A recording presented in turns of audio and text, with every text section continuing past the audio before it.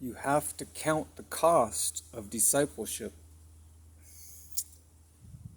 How much is it worth to you to follow God?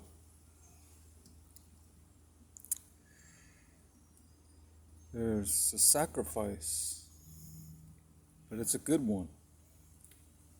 To part with ways that are not in your best interest anyway.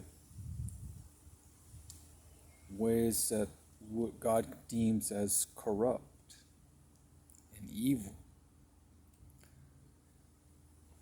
And you'll be a lot happier and wholesome and a fuller person if you follow God's plan for your life and not necessarily your own. Because God's ways are not in accordance with our ways. His ways are superior than man's ways and man's thinking. That his thoughts are not our thoughts.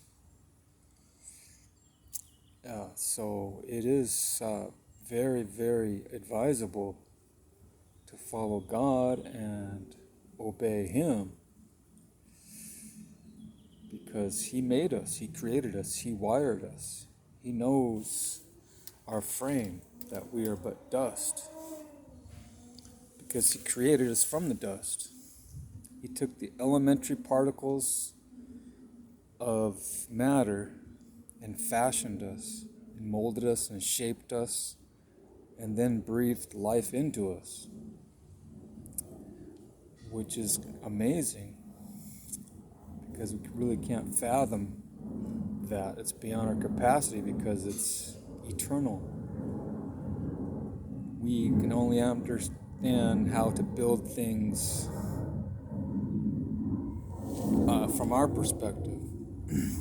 How we can build machines, and we can build buildings and houses and cars and stuff like that. But we can't make stuff from scratch. God can make stuff from scratch. He can bring the materials into existence and then put it together. Whereas we need existing materials in order to build. And still, it requires ingenuity, it requires careful planning and intelligence.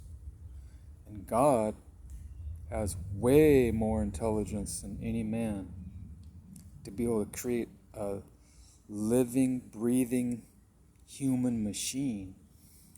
Because that's what we are. We're a living machine possessing a spirit, which is very, very sophisticated and very complex. More complex than any supercomputer.